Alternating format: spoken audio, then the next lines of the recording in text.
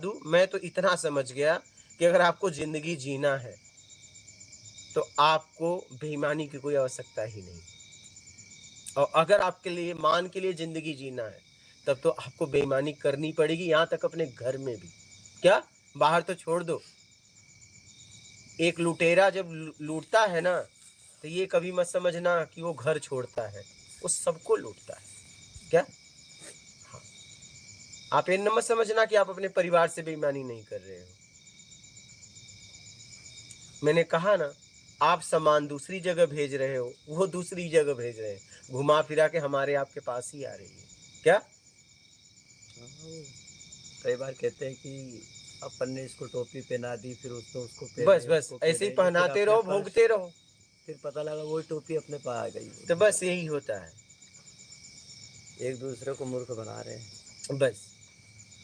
टोपी एक है लेकिन उनको भी धोखा सिर अलग देना, अलग हो गए। तो धोखा बस देने आज का आज तरीका आज दूसरे दुर्भाग्य को है अपना। कि अध्यात्म भी बेचा जा रहा है। क्या? अध्यात्म भी बेचा जा रहा है। लोग खरीद रहे हैं, बेच रहे हैं। दुर्भाग्य है। वो भी भारत जैसे देश में, आध्यात्मिक देश बोला जाता है, और आज यहाँ अध्यात्म बेचा और खरीदा जा रहा है, जो कि कभी बेचा खरीदा जा ही नहीं सकता, फिर भी बेचा खरीदा जा रहा है। दुर्भाग्य है। कुछ पैसों के लिए आत्मज्ञान, कुछ पैसों के लिए शक्तिपात लोग करवा रहे हैं, जो कि कभी करवाया नहीं जा सकता। क्या? शक्तिपात तो गुरु जी आजकल आम बात हो गई। चाहे जो करा रहा है शक्तिपात, चाहे जो करा रहा है वही तो कह रहा हूँ। तब शक्तिपात और एक कुंडलिनी जागरण, हाँ, तो व्यापार हो गया खूब उसका। व्यापार हो गए। तब भले खुद की कुंडली जागृत नहीं हो। धर्म भीरू बहुत ज़्यादा है अपन हिंदू लोग, बहुत जल्दी मतलब भावनाओं में आ जाते हैं। वही तो। मजार पूजने भी चले जाते हैं, अलग अलग देवी देवताओं के यहाँ देखो, भटकते रहते हैं। लालची आदमी, भूखा जानवर का कोई अस्तित्व नहीं होता है, कहीं भी मुंह मार देते हैं। लेकिन जानवर तो भूखा है, लेकिन तुम्हारे पास तो समझ है। जानवर तो मूर्ख है। मैं तो समझते समझते इतना समझा कि बेईमानी की कोई आवश्यकता नहीं। क्या? कोई आवश्यकता नहीं, कोई आवश्यकता नहीं, जहां तक मैंने समझी।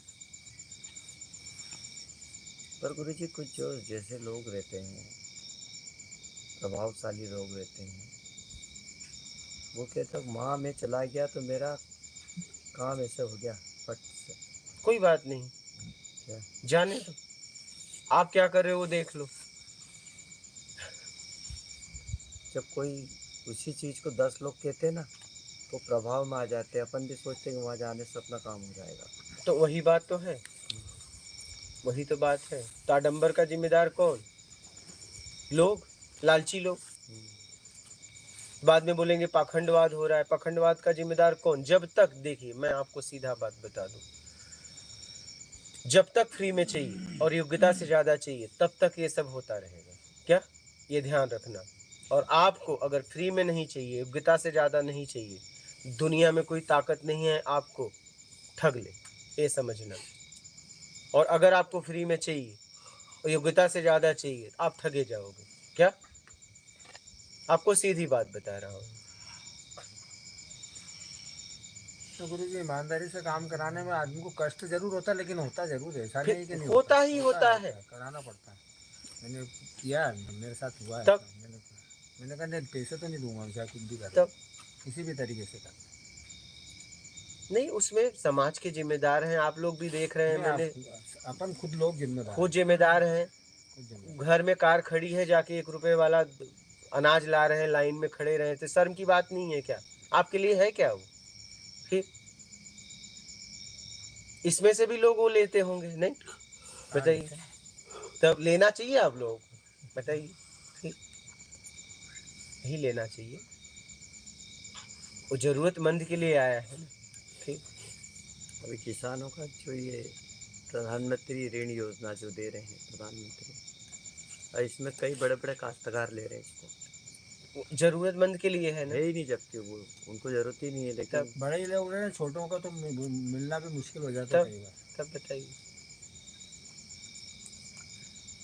और इसमें अनाज का भी आप जो कह रहे हैं ना गुरु जी, इसमें अधिकांश जो जरूरतमंद है उनको तो मिल ही नहीं रहा है, सब प्रभावशाली वाले ही लोगों को मिल रहा है। नहीं लेना चाहिए। मैं इस लाइव के माध्यम से और आप लोगों को कहता हूँ, आप लोग भी मत लेना, कम से कम आप लोग छोड़ दो। अब क्या आप लोग भी छोड़ दीजिए, मत लीजिए।